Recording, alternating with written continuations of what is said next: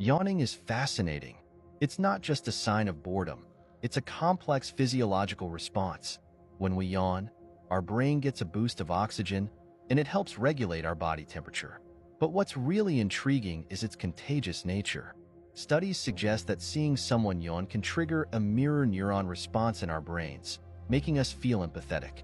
This social bonding mechanism might have roots in our evolutionary past, helping us synchronize group behavior. So next time you yawn, remember, it's not just about being tired.